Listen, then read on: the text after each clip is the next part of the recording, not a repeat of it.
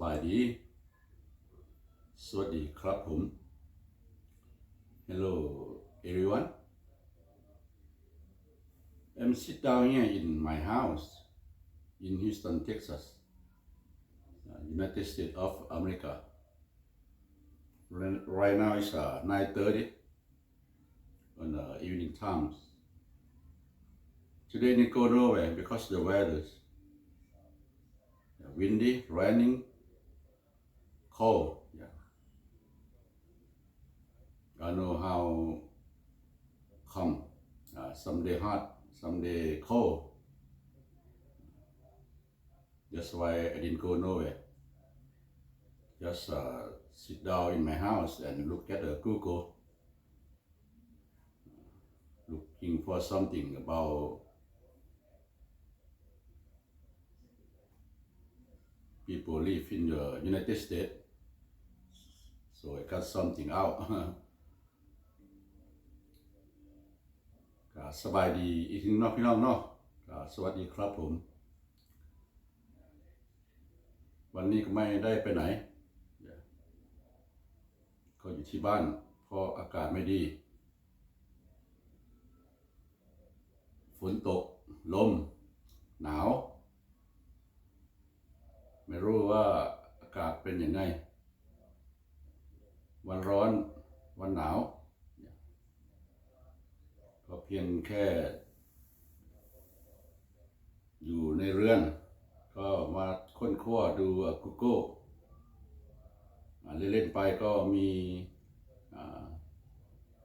something came up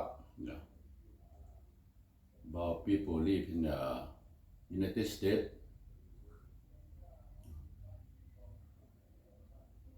ก็ไม่ได้ออกไปใส่พี่น้องเนาะไม่ได้ออกไปใส่ก็อยู่นี่ก็เป็นเวลา9:30นั่นแหละก็อยู่ในงานมืดเพราะว่าอากาศก็บ่ดีฝนก็ตกแดดลมแดดหนาวแดดก็มื้อร้อนมื้อหนาว 2-3 มื้อหลังผัดร้อนแดดก็2-3 มื้อเมื่อกี้นี่ก็หนาวเมื่อวานก็ฝนตกมื้อซื่นก็ฝนตกก็เย็นหน่อยนึงก็ได้ไปอัดคลิปฝนตกลงช็อตคลิปให้พี่น้องเขาเบิ่งคนก็เบิ่งหลาย 800-900 คนเข้ามาชมช็อตคลิปฝนตกอยู่ฮิวสตันเนาะในเขตของข้าพเจ้าอยู่คือเขตอีสต์ของเมืองฮิวสตัน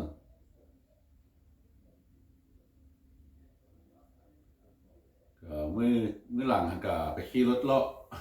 ขี่รถถีบเลาะก็ล้มหน่อยนึงก็พาให้เป็นหวัดหน่อยนึงมื้อนี้เรามาเบิ่งGoogle ครับไปเบิ่ง Google ลิ้นเกี่ยวกับคนลาวที่ว่าอยู่ในประเทศสหรัฐอเมริกาอยู่หลายประเทศเนาะครับก็เคยมีคลิปแล้วล่ะเกี่ยวกับคนลาวเฮาอยู่ในประเทศสหรัฐอเมริกาแล้วก็อยู่บางประเทศเนาะ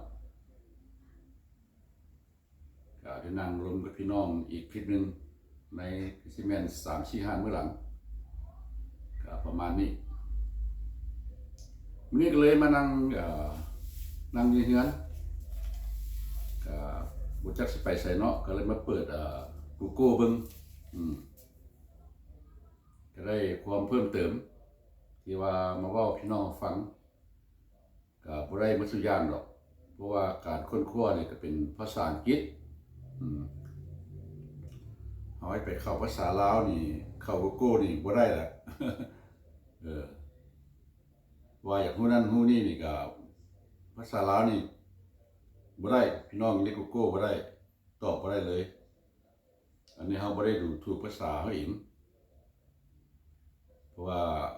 เข้าไปใน Google นี่ท่านสิพิมพ์ทุกภาษาได้เนาะท่านก็ฮู้แล้วข้าพเจ้าก็พยายามพิมพ์ภาษาลาวเข้าไปอยากเสิร์ชเบิ่งนั่นเบิ่งนี่ Google ก็บอกบ่ได้ในภาษาลาวถ้าพิมพ์ไทยเข้าไปก็ใครแด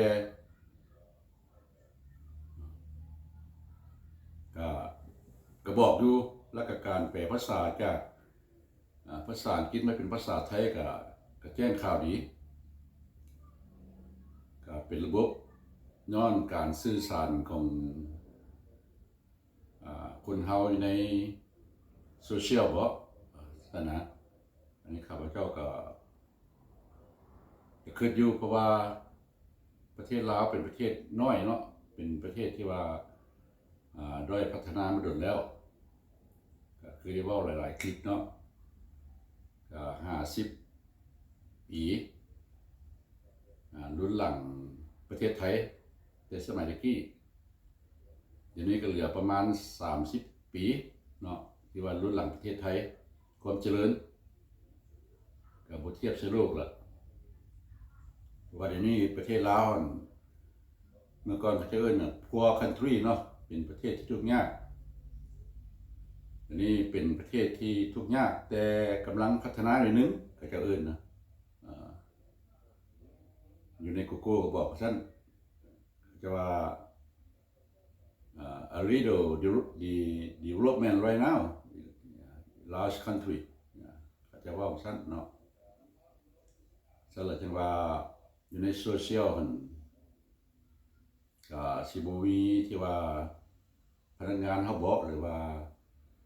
ใน Google คนลาวเฮาไปเฮ็ดเวียกแปลภาษาออกมาบ่ก็มีผู้ติดต่อข้าพเจ้าคือคนลาวเฮาอยู่วอชิงตันเนาะเคยติดต่อข้าพเจ้ามาว่าอยากให้ข้าพเจ้านี่ไปร่วมเป็นกลุ่มแล้วก็พยายามแปลภาษาอังกฤษเป็นภาษาลาวช่วยกันความเว้านั่นก็สิม่วนสิออกมาแบบมันม่วนเนาะอันนี้ข้าพเจ้าก็ได้ปฏิเสธเพิ่นไปเพราะว่าภาษาอังกฤษข้าพเจ้าก็บ่ได้เลิศล้ำดอกเนาะแต่ว่าเพิ่นเห็นโซเชียลข้าพเจ้าแบบช่อง Facebook บ่สิเนาะหรือว่าช่อง YouTube บ่ข้าพเจ้าก็คอมเมนต์ออกไปก็หลายคนก็ย่อมอยู่เนาะว่าข้าพเจ้าเขียนม่วนหรือว่าเขียนเนื้อในได้ดีหลายคนก็ว่าซั่นล่ะวันนี้ข้าพเจ้าก็เลยมาค้นเป็นภาษาอังกฤษเนาะก็บ่เก่งดอกก็ได้พอประมาณถ้าว่าจะค้นคว้าหมดเลยนี่ก็สิใช้เวลาโดนโพดเนาะก็เลยได้ส่วนหนึ่งมาเว้าสู่พี่น้องเฮาฟังเพราะว่าอยู่ประเทศสหรัฐอเมริกานี่บ่มีแต่คนลาวเฮาอยู่ประเทศสหรัฐอเมริกานี้คนเกือบทุกโลกเลยมาอยู่บริษัทมาอยู่ประเทศสหรัฐอเมริกานี่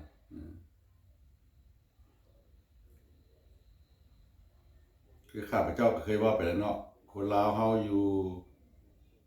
ประเทศสหรัฐอเมริกาบ่แม่นล้านๆคนนะพี่น้องเด้อก็เพียงแต่ว่ามี245,000 กว่าคนเนาะครับข้าพเจ้าก็ได้ว่าไปแล้วในคลิปนึงแล้วคนลาวเฮาก็สิอยู่ทั่วทุกรัฐของประเทศสหรัฐอเมริกาเลยแล้วแต่บ่น้อยบ่หลายเนาะแต่ว่าหลายแท้ๆแล้วมันอยู่รัฐแคลิฟอร์เนียแล้วก็ต่อมาก็เป็นรัฐเท็กซัสนี้เนาะครับเจ้าก็ได้บอกหลายคลิปและหลายตัวอย่างแล้วเนาะที่ว่าได้ว่าไปว่ามีอันคนลาวอยู่รัฐใดครับเจ้าก็ได้บอกไปแล้วก็คือว่าล่ะขออนุญาตเซ็นตาคนลาวส่วนหลายก็อยู่แคลิฟอร์เนียเนาะอยู่เท็กซัสเนาะเพราะว่ามันเป็นรัฐใหญ่ของประเทศสหรัฐอเมริกา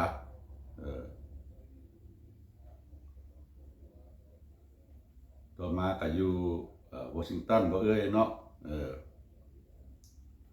อยู่โคโลราโดบ่เอ้ยเนาะอยู่นอร์ทแคโรไลนาอยู่ฟลอริดาก็ไล่กันมาล่ะแต่ว่าส่วนหลายแรกก็อยู่รัฐแคลิฟอร์เนียครับ รัฐเท็กซัสนี่หลายเนาะก็คือว่าอยู่ทั่วประเทศทุกรัฐของอเมริกาเนาะขนาดอยู่阿拉สกาเนาะก็ยังมีคนลาวไปอยู่นะ ก็คิดว่าซะละแล้วกูโก้ก็บอกว่า every state ว่าคนลาวไปอยู่ทุกรัฐของอเมริกาเลยเนาะอันนี้ว่าสั้นๆให้ฟังแล้วคนลาวประมาณ 8,000 หรือว่าหาม10 กว่าพัน 11,000 คนนี่สิแต่งงานกับคนต่างชาติเขาเจ้าก็บอกมังสั้นเสียรถพี่น้องเพราะว่ากูโก้เจ้ากรรมได้เพราะว่าถึงว่าท่านจะเป็นสัญชาติอเมริกาแต่ว่าเสื้อสายลาวเขาเจ้าก็จำแนกเนาะเพราะว่าคนประเทศชาติใดมาอยู่อเมริกาเขาเจ้าจะจำแนกเสื้อชาติประมาณนี้ทางสามารถติดตามได้ครับพระเจ้าก็สิว่าคือหลายเนาะว่ามันสิเป็นการซ้ำซากข้าพเจ้าค้นคว้ามันนี่ก็เป็นว่าเนาะประเทศโลกอันนี้นะในโลกอันนี้พี่น้องเนาะทั้งหมดมี195 ประเทศเนาะข้าพเจ้าค้นคว้า2-3 เทื่อหมดในโลกใบอันนี้มีทั้งหมด195 ประเทศเชื่อไหมว่าโลกเราทุกวันนี้นะมี195 ประเทศในโลกนี้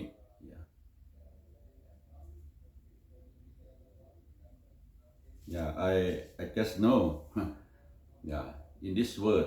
we have like 195 country in this world. Yeah.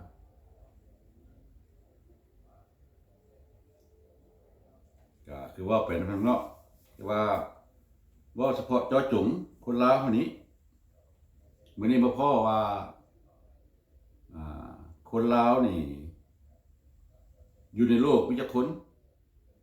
เฉลี่ยแต่ก่อนข้าพเจ้าก็สิได้บ่เป็นจำนวนก็ฮู้อยู่ว่าอยู่หลายๆประเทศเนาะคนลาวเนาะข้าพเจ้าค้นคว้าว่าคนลาวเฮานี่ก็อยู่หลายๆประเทศอยู่คือตัวอย่างเลยอยู่อเมริกาอยู่ประเทศฝรั่งอยู่ประเทศออสเตรเลียประเทศเยอรมันประเทศแคนาดาครับเจ้าก็เคยบอกจำนวนไปแล้วเนาะบัดมาเบิ่งเลิกแล้วแห่งมีหลายประเทศที่ว่าคนลาวอยู่เพราะว่าสมัยกี้คนลาวมีแต่3 ล้านคนเนาะไผก็ฮู้เดี๋ยวนี้คนลาวก็มีประมาณ7,800,000 คนปัจจุบันนี้เพราะว่าทุกโลกล่ะประชากรมันต้องขึ้นเนาะก็7,800,000 ชั่วโมงนี้เนาะก็อยู่ไปทั่วล่ะอยู่ฝรั่งอยู่บังกลาเทศก็มีอยู่ซาวเกาหลีก็มีซาวเกาหลีมีญี่ปุ่นก็มีเนาะไปหมดล่ะแต่ว่าจำนวนข่าวเจ้าได้ว่าไปแล้ว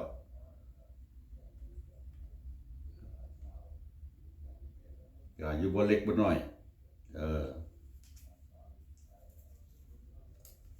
นี่คือว่าล่ะเขาเจ้าเฉลี่ยว่าคนลาวเฮานี่อยู่ทั่วโลกได้หาก็ได้มื้อนี้ว่ามี8 ล้านคนพี่น้องมี8 ล้านคนทั้งหมดสิกระจายอยู่ทั่วโลกนี่นะกับสิบ่ทุกประเทศดอกเพราะว่าอยู่อินเดียก็มีสมมุติเนาะอยู่อินเดียก็หลายข้าพเจ้าได้อ่านไปแล้วบ่เป็นธรรมดาอยู่อินเดียก็ได้คนก็มีจำนวนแล้วเนาะท่านสามารถติดตามคืนได้หรือว่าอยู่อาร์เจนตินาบ่อยู่นิวซีแลนด์ก็มีอยู่สิงคโปร์อยู่รัสเซียก็มีอยู่จีนก็มีเนาะอยู่เซ็นทรัลแอฟริกันก็มีอยู่เคแมนไอแลนด์ก็มีอยู่ทั่วเป็นตัวอย่างซะเนาะ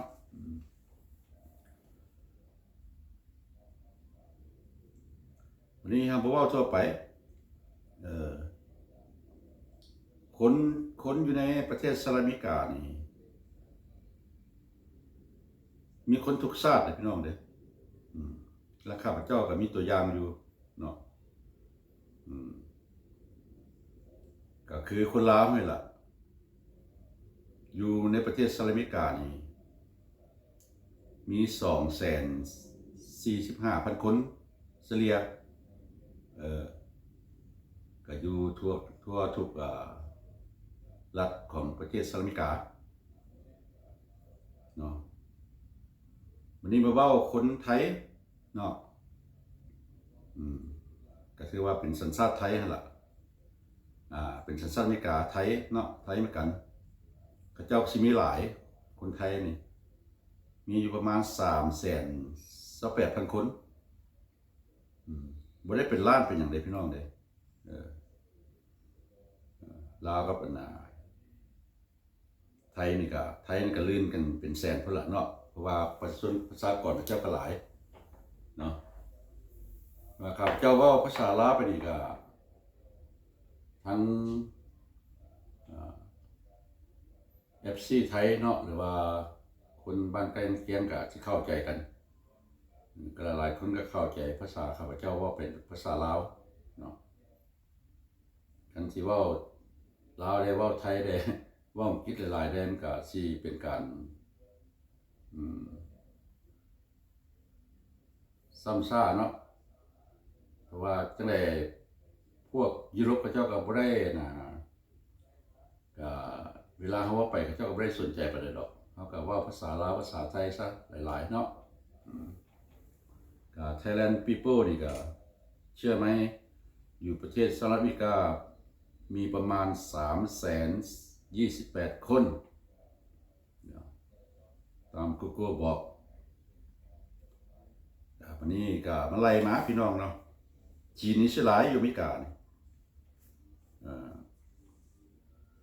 จีนนี่สิมี5 ล้าน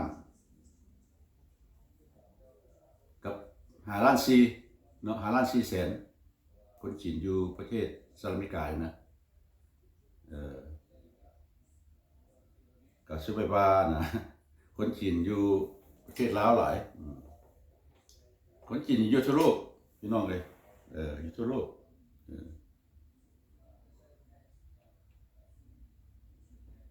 ตามก็รู้แล้วว่าจีนเข้าไปอยู่ทั่วโลกเนาะอยู่อเมริกาแห่งหลายเป็นคุ้มเนาะเขาเอิ้นไชน่าทาวน์แต่เดี๋ยวนี้อยู่ลาวก็หลายละหลายคนสมัยตะกี้เนาะคิดว่าอยู่อเมริกา5 ล้าน 4 แสนคนเนาะหลายปานใดละเกือบซ้ำพลเมืองเราละเนาะ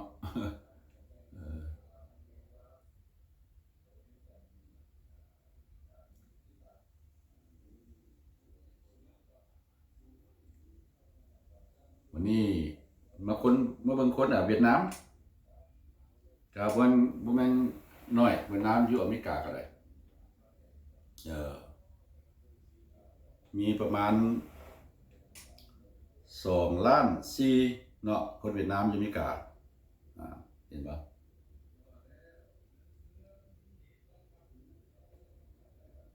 อันนี้บ่ได้ทุกประเทศเด้อพี่น้องเด้อเพราะโลกนี้มี195 ประเทศก็ยากอยู่เป็นคนคั่วเนาะวันนี้มาฮอดญี่ปุ่นนี่มีล้านกับ6 แสนคนเฉลี่ยคนญี่ปุ่นอยู่ในอเมริกาต่อมาก็เว้าเรื่องประเทศเอเชียก่อนเนาะเกาหลีนี่ก็อยู่อเมริกานี่ล้านกับ8 แสนคนเนาะดูพี่น้องเนี่ยเป็นตัวอย่างเนาะ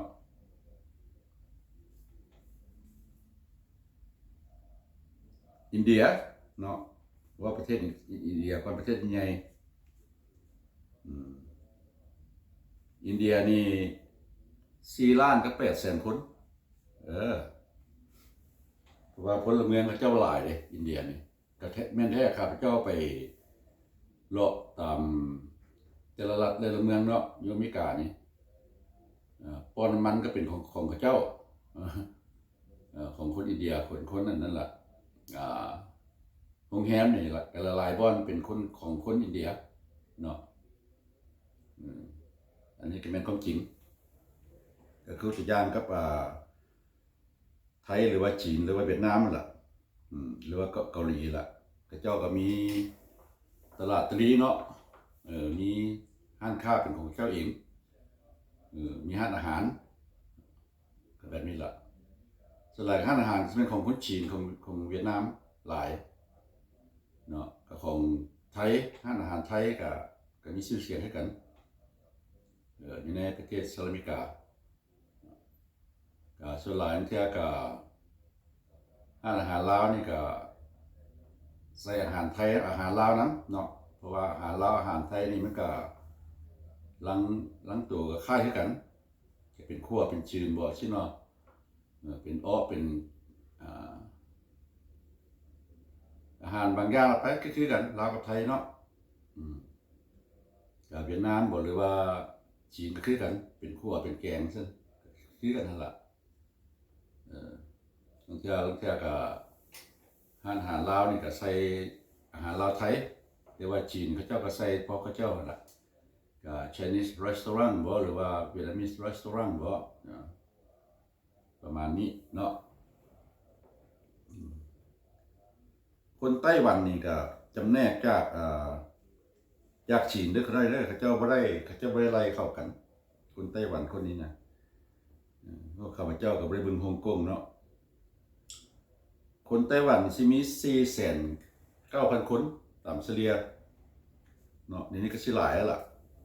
คนไต้หวันนะเพราะว่าเขาเจ้าก็คนจีนก็มาอยู่มาจากฮ่องกงมาจากไต้หวันก็หลายมาเฮ็ดตามห้างอาหารเนาะ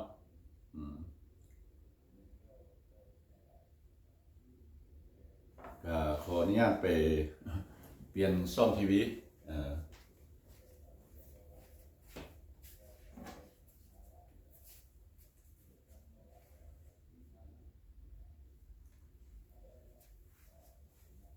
เพราะว่าข้าพเจ้าเปิดซ่อมที่ว่าเกี่ยวกับซ่อมของเราเนาะก็จะซ่อมอื่นเข้ามาก็ข้าพเจ้าขออนุญาตเปลี่ยนอันนึงพอเป็นซ่อม YouTube ข้าพเจ้าพยายามเบิ่งYouTube ของคนลาวเขานี่แหละก็ส่วนหลายครับจะเบิ่งกับ YouTube ของคนลาวแน่ของคนไทยแน่เนาะที่ว่าเข้าใจภาษากันก็ YouTube ปากภาษาอังกฤษแน่กันภาษาอื่นครับเจ้าก็บ่ได้ละภาษาเวียดนามภาษาจีนเพราะอย่างภาษาอื่นก็บ่ได้ละก็ถนัดมีแต่ลาวกับไทยกับอังกฤษนี่แหละเนาะนี่ฟิลิปปินส์อีกไม่น้อย ฟิลิปปินส์นี่4,500,000 คนคนฟิลิปปินส์อยู่ประเทศสหรัฐอเมริกาอันนี้ได้10 กว่าประเทศเลยดิเป็นอย่างฟิลิปปินส์มีหลายอยู่ฮาวายนี่หลายฟิลิปปินส์คุ้มเลยครับเจ้าเคยไปลินฮาวายเนาะไปพ่อแล้วเพราะว่าเมื่อก่อนนี่เกาะฮาวายเขาเจ้าก็เป็นเกาะของฟิลิปปินส์ญี่ปุ่นก็เป็นของญี่ปุ่นเนาะแต่จริงๆแล้วนี่เขาเจ้าว่าเบิ่งนี่กสิเมนของเกาะฮาวายกสิเมนของญี่ปุ่นนั่นแหละ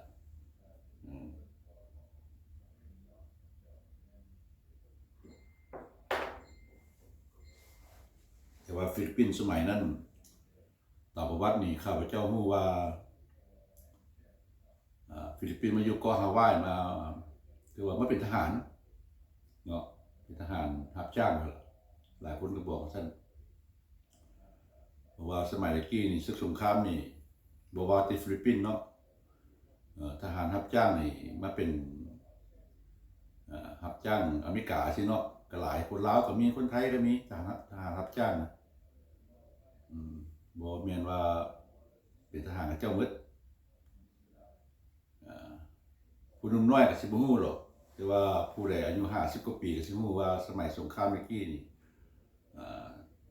อเมริกาเนี่ยก็ซื้อทหารแล้วทหารรับจ้างนี่หลายเนาะเพราะว่าเงินเขาเจ้าหลายเด้เสือกเต็นบอลอย่างเจ้าก็อเมริกาอยู่บ่ได้ก็ซื้อละอยู่เวียดนามด้วยกันหรือว่าจะเวียดนามหรือเขมรบ่ลาวบ่เนาะไทยบ่สิเนาะบ่ได้อเมริกาเพชรเซิร์กนี่ก็มันมีทหารรับจ้างผู้อื่นเนาะเพราะว่าอเมริกานี่เว้าได้เลยพี่น้องเด้อการเมืองลินการเมืองได้อเมริกานะบ่เป็นหยังทางเขียนตัวอยู่ซ่องข่าวของอเมริกาเวลาแข่งขันประธานาธิบดีเขาเจ้าดีเบตกันนี่บ่เถียงกันนี่ปานสิฆ่ากันทิ้งพุ่นล่ะแล้วภายหลังมาเขาเจ้าก็ถือกันคนกับเจ้าน่ะเหมือนสิผิดกันเถียงกันแล้วผิดกันเด้มาเขาเจ้าก็ว้อมกันคืนถึงว่าสิด่ากันคืนหยังก็อย่าเป็นซั่นเนาะประเทศบังกลาเทศนี่ก็เป็นของเอเชียเนาะแต่มีตั้ง200,000ปลายคนบังกลาเทศนี่ไงนะบังกลาเทศก็เป็นพวกคนแขกล่ะเนาะ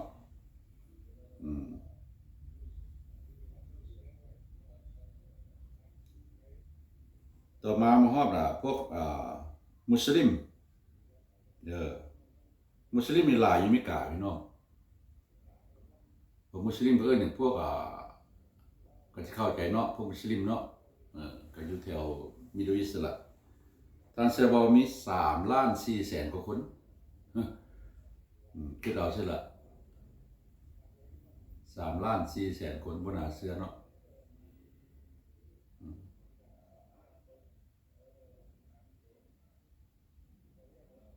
แต่ว่าจะคนทั่วหมดทุกประเทศนี่195ประเทศก็สิแม่นมีล่ะเพราะว่าเวลาขับเจ้าคนทั่วไปนี่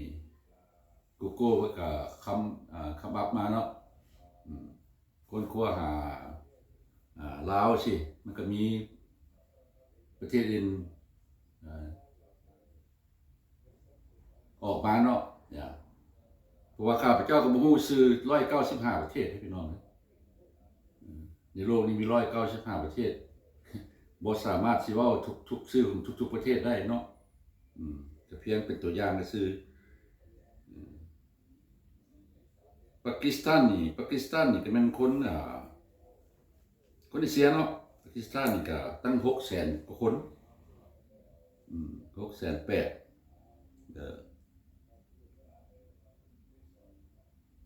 ยังไปฮอดประเทศเพื่อนบ้านเนาะไทยข้าพเจ้าก็ได้ว่าไปแล้วนะมี328,000 คนเนาะ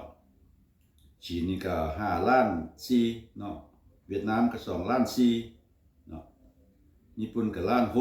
ก็ได้ว่าไปเนาะเกาหลีก็1,800,000อินเดียก็4,800,000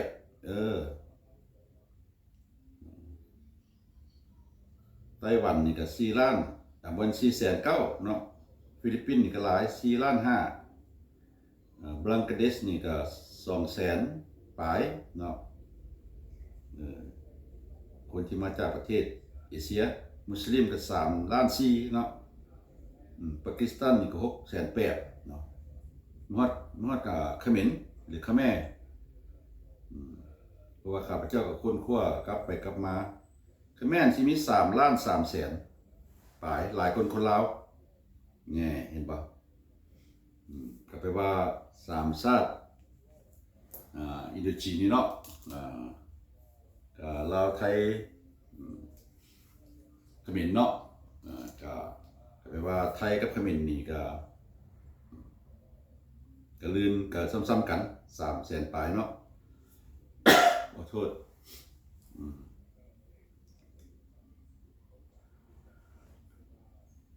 มาเลเซียก็บ่ได้หลายอยู่ประเทศสหรัฐอเมริกาเพียงแต่70 กว่าพันคน77,000 คนเนาะ ประเทศสิงคโปร์นี่คนสิงคโปร์นี่ว่าอยู่นี่ก็30 กว่าพันคนเออ30 กว่าคนวันนี้ประเทศอินโดนีเซียนี่สิมีหลายบัดนี้โอ้เป็นยังจึงมีหลายเนาะหลายคนสิงคโปร์หลายคนมาเลเซียสิมีแสนกับ45,000 คนแสดง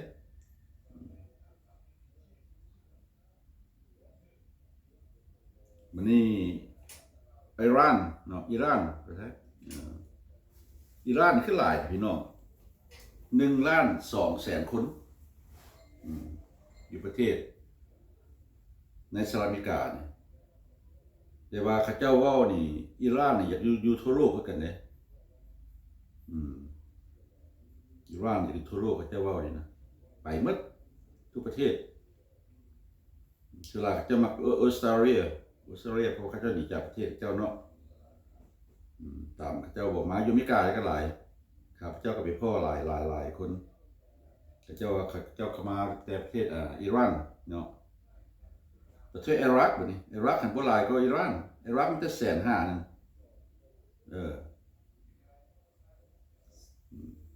อันนี้สำหรับตัวอย่างเนาะตัวอย่างเป็นประเทศที่ว่าจากเอเชียข้าพเจ้าขับงานจากคนขั้วอยู่กับนั่งคนขั้ววัดมือเป็นหาวนอนเนี่ยวันนี้มาลายประเทศยังไงที่ว่าอยู่ประเทศสหรัฐอเมริกาคือประเทศพวกเม็กซิกันสิเนาะแบบประเทศเม็กซิโกนี่37 ล้านคน37 ล้านคนคือว่าแล้วเพราะว่าประเทศเม็กซิโกเนาะเท็กซัสนี่ก็เป็นของเม็กซิโกเก่าเนาะแคลิฟอร์เนียก็แมนวอชิงตันก็แมนหลายปีแต่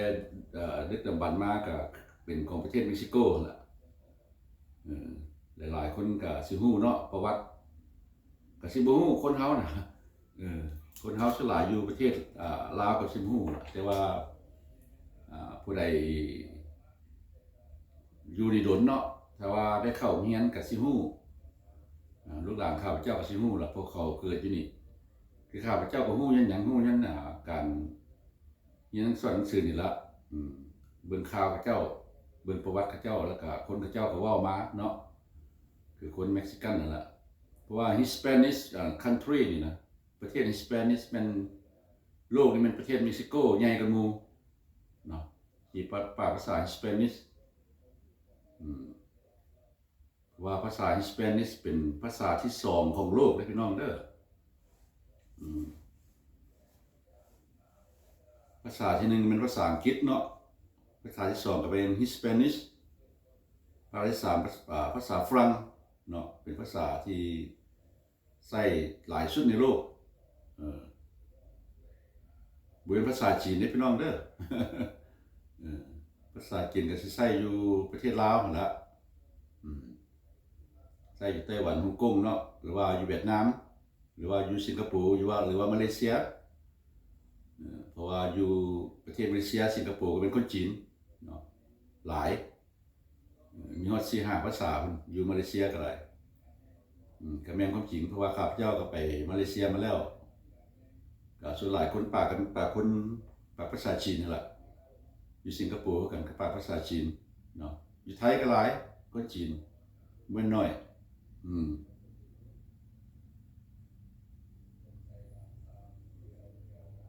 สรุปแล้วมันว่าคนจีนอยู่ทั่วประเทศล่ะ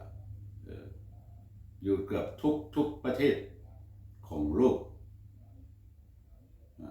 ถ้าไปเบิ่งรถคือหนังแจ็คกี้แชนไปแสดงเนาะก็ไปเกือบทั่วโลกแล้วไปแสดงหนังเนาะแล้วก็เห็นคนกับเจ้าคนจีนที่อยู่เกือบทั่วโลก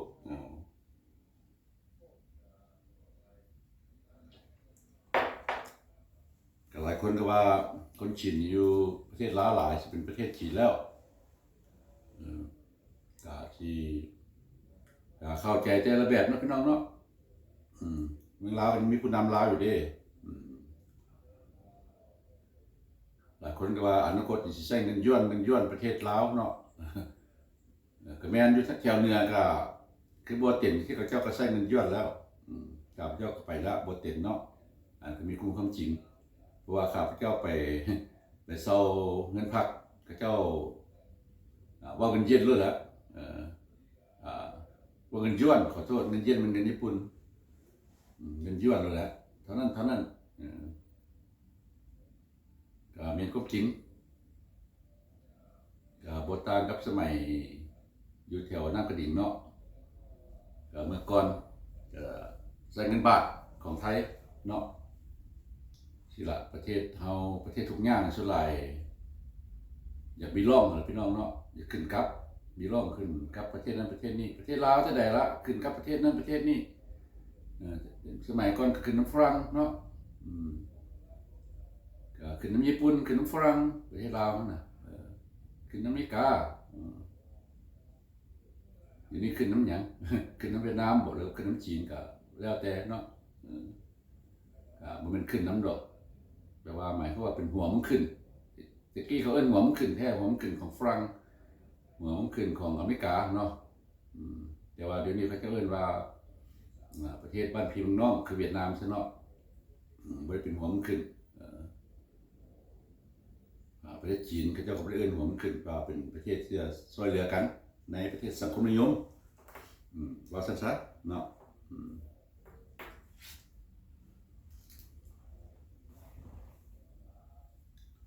เห็นบอกคือว่าคืนเนาะประเทศเม็กซิโกนี่ก็37 ล้านคนพลเมืองเขาเจ้าอยู่นี่ก็เรียกว่าเป็นว่ามันเป็นประเทศเขาเจ้าก่อนเนาะเหมือนที่ท่านเชื่อว่าคนเยอรมันเด็กเขาจะเขียนมันเยอรมนี40 ล้าน50 ล้านคนพี่น้องอยู่ประเทศสหรัฐอเมริกาเขาเจ้ากับบทข่าวเขาเจ้าบทเสือเปิดไปเปิดมากันเก่า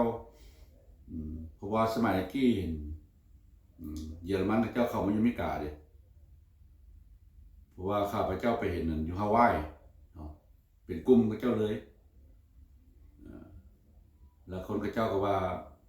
ส่วนหลายคนอยู่ฮาวายก็มาตั้งถิ่นฐานอยู่ฮั่นข้าพเจ้าก็ไปกินข้าวอาหารห้านหนึ่งเวลา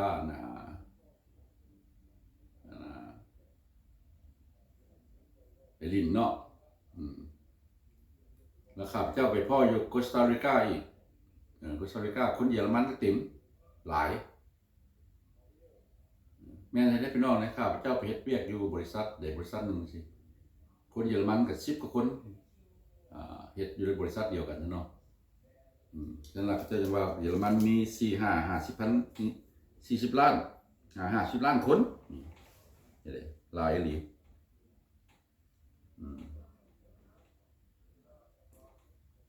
รัสเซีย3 ล้านคนเนาะรัสเซียนี่ประเทศใหญ่ๆเนาะนี่รัสเซียนี่ก็ส่วนหลายก็ยิบไปอยู่ทั่วโลกกันไปอยู่บราซิลนี่ก็ตั้ง1.8 ล้านคนประเทศรัสเซียนี่นะพวกประเทศรัสเซียเป็นประเทศที่มีพลเมืองหลายเนาะไปอยู่ต่างประเทศก็หลายแต่พลเมืองหลายแท้ก็มันที่1กับอินเดียล่ะล้านกับบ่แม่นล้านบิลเลียนเนาะ1 บิลเลียน3 ล้านคนนี่ล่ะแล้วต่อมาก็จีนก็มันบิลเลียนกับล้านกว่าคนเนาะอเมริกาเป็นประเทศที่3ก็300 ล้านคนเนาะเป็นประเทศที่3อันนี้คือรัสเซียไปอยู่เยอรมันนี่ก็1.2 ล้านคนนี่ไปอยู่เบลารุสนี่ก็ตั้ง700,000นี่คนรัสเซียก็ได้เดี๋ยวพี่น้องเนาะหมายความว่าอยู่ทั่วโลกนะจะไปว่าประเทศนั้นประเทศนี้คนมันก็สะสมกันนั่นแหละเนาะแคนาเดียนนี่ก็มาอยู่อเมริกา8 ล้านคนไปเลยขนาดแคนาเดียนนะแต่ว่าครับข้ามไปข้ามมานี่มือหนึ่ง400,000 คนเขาจะว่าระหว่างคนแคนาเดียนข้ ข้ามกลับไปกลับมาอยู่ชายแดนอเมริกานี่นะเขาเจ้าเขียนไว้สั้นเที่ยวไปเที่ยวมามื้อหนึงสิ400,000 คนเข้าออกว่าจะไปประมาณนี้ยูเครนนี่ก็1,000,000 คนนี่อยู่อเมริกาเนี่ยประเทศนั้นเป็นเสือเนาะยูเครนเป็นเสือกับอันโซเวียตเนาะรัสเซียนี่ก็มาลังเข้ามาอเมริกาตื่นอยู่แล้วเพราะว่าอเมริการับผิดชอบดิเนาะ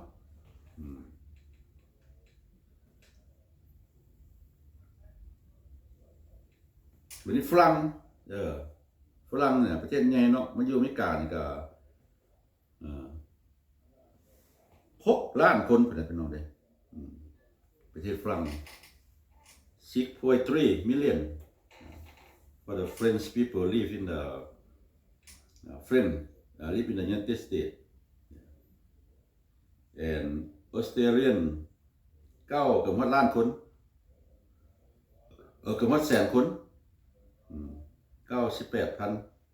คนออสเตรเลียนอยู่อเมริกาเนาะคนเจ้าก็บ่ได้หลายเลยพี่น้องเด้คนออสเตรเลียนคนเจ้าก็นิดหน่อยคนฝรั่งประเทศฝรั่งนั่นประชาชนเจ้าก็บ่ได้หลายเนาะสรุปได้แค่นี้ที่คนลาวว่าล่ะคนลาวไปอยู่เวียดนามได้ไปอยู่เซาท์เกาหลีได้อยู่เยอรมนีก็มีอยู่ญี่ปุ่นก็มีเนาะอยู่อเมริกาบ่ว่าละอยู่ทั่วรัฐแล้วเนาะ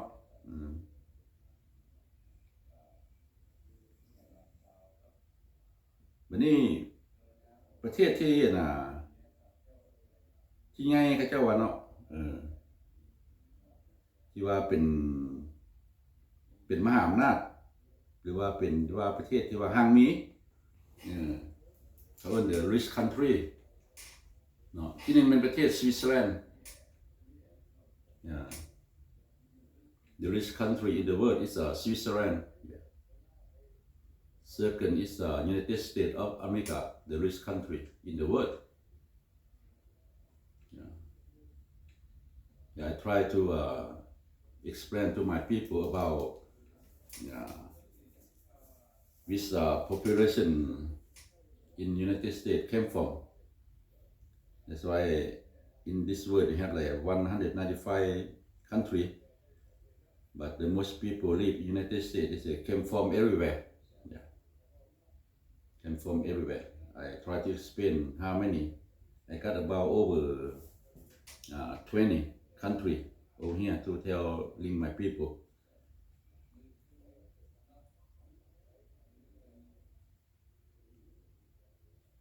Yeah, almost 30 countries. Yeah, that's why I search in the Google and I tell my people in the Laos language. Yeah, because I'm Laos American citizen. I live in United States for over 40 years. พี่น้องเนาะก็ว่าไปเช่นละนะคนประเทศที่ห่างมีเป็นประเทศสวิตเซอร์แลนด์ที่ส่งมาอเมริกาเนาะแต่ว่าเป็นประเทศใหญ่ว่าจะไปที่ว่าบัดnumber 1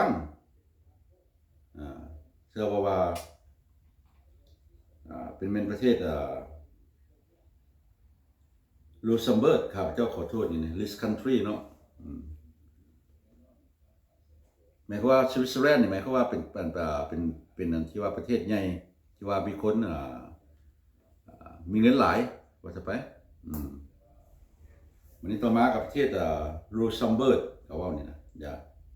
เป็นประเทศที่ห่างมีวันนี้แต่ว่าประเทศที่ว่าเป็นหน้าตาหน้าอยู่ในโลกนี้เป็นสวิตเซอร์แลนด์ประเทศเดนมาร์กประเทศนอร์เวย์ประเทศออสเตรเลียและประเทศแคนาดาน่าเชื่อบ่พี่น้องบ่มีอเมริกาเลยเนาะประเทศที่เป็นหน้าอยู่ในโลกเนาะสวิตเซอร์แลนด์เดนมาร์กนอร์เวย์ออสเตรเลียแคนาดาเนี่ยเห็นป่ะ จะหลายท่านจะเห็นคนไทยแถวนอร์เวย์คนไทยก็หลายครับจะก็มี FC เนาะหากระว่ากัน อยู่แคนาดาก็หลายคนไทยก็ได้เขาจะมักไปอยู่หรือว่าอยู่อังกฤษเนาะอังกฤษมันว่าพี่น้องเนาะคนไทยนี่ก็ไปอยู่ทั่วโลกเหมือนกันเลยตามข้าพเจ้าฮู้เพราะว่ามี FC หลายๆคนเนาะอยู่เยอรมันแน่เนาะอยู่นอร์เวย์สวีเดนมาร์กมีเขาจะก็มีหมดละอยู่ฝรั่งก็หลายอยู่อเมริกาก็300,000 กว่าคนเนาะถ้าว่าข้าพเจ้าว่าผิดก็ตาม Google บอกเนาะในปี2023เดี๋ยวนี้ก็ปี2025ก็เพิ่มขึ้นได้แล้วล่ะอันนี้ลังตัวก็เป็น2023 Google บอกมันนี่นะก็ได้ปีปลายเนาะก็2025ก็เริ่มต้นเดือน4แล้วเนาะวันนี้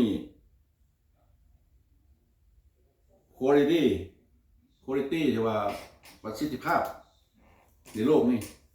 ประเทศที่มีประสิทธิภาพทั้งหมดแม้ประเทศเดนมาร์ก The quality country in the world is Denmark it's Denmark and the most to living in the best country is Switzerland, Denmark, Norway, Australia, and Canada.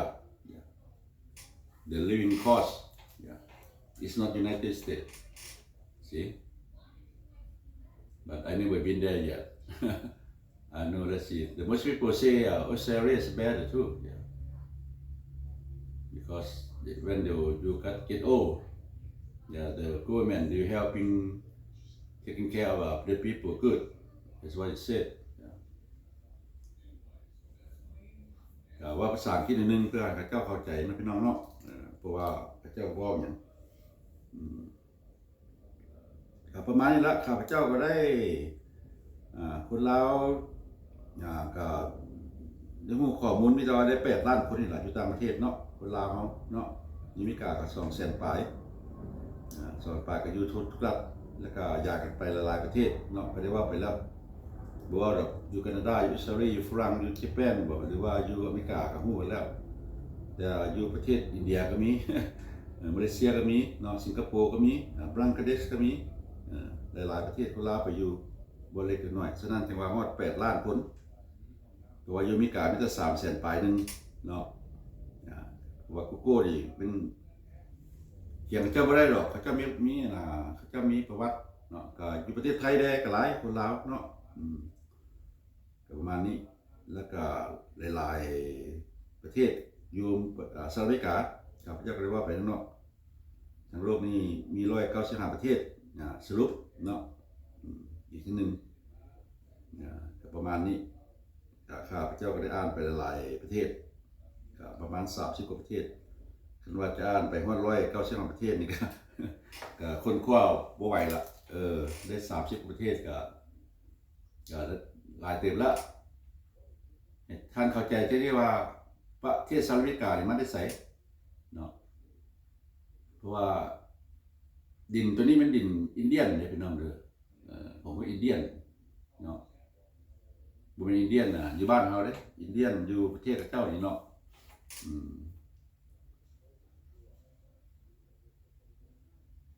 เป็นแผ่นดินของอินเดียล่ะแต่เก่านะแล้วก็มีเสือก็ต้นต่อมาจากอังกฤษนี่แหละประเทศอังกฤษมาเฮ็ดซึกอยู่นี่ก่อนหมู่หมดเนาะคนอังกฤษมาเฮ็ดซึกอยู่ประเทศอเมริกาคันว่าประวัตินั่นน่ะแล้วก็หลังจากนั้นก็หลายประเทศก็เข้ามาอยู่เพราะว่าหลังจากอังกฤษมันสนามสงครามแล้วแผ่นดินอเมริกามันกว้างเนาะ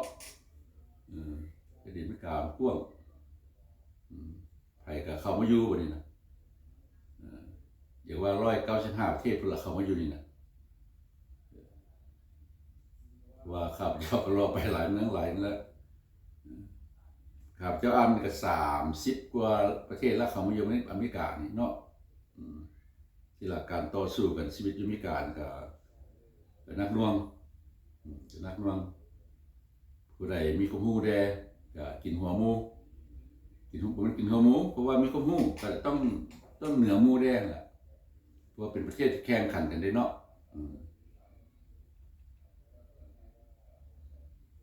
ของคนมาอยู่ทั่วทุกมุมโลกนะข้าพเจ้าก็สรุปไปแค่นี้เนาะก็ว่ามันนี่เกือบว่าชั่วโมงแล้วเดี๋ยวนี้เกือบชั่วโมงแล้วก็หวังว่าท่านเข้าใจเนาะก็ผู้เบิ่งกับเบิ่งไปเดี๋ยวผู้ที่เข้าใจข้าพเจ้าแท้กันเป็นคนลาวหรอกถ้าข้าเจ้าเบิ่งคนไทยแดนเนาะที่เขาก็ภาษาเดียวกันเนาะเป็นภาษาเดียวกันแต่คนอเมริกาคนต่างประเทศเขาก็ฟังบ่ออกภาษาลาวนะแต่ข้าพเจ้าว่าภาษาอังกฤษหน่อยนึงเรื่องหลายประเทศแล้วก็เรื่องหลายอย่างเนาะเจ้าสิเข้าใจหน่อยนึงประมาณนั้นพี่น้องเนาะก็ขอบใจที่เข้ามาชมอย่าลืมกดไลค์ก็เป็นกดติดตามก็ถึงให้พี่น้องเด้อขอบคุณครับที่เข้ามาชมแบบกรุณากดไลค์ให้คำเห็นกดติดตามให้ด้วยนะครับผม so thanks for watching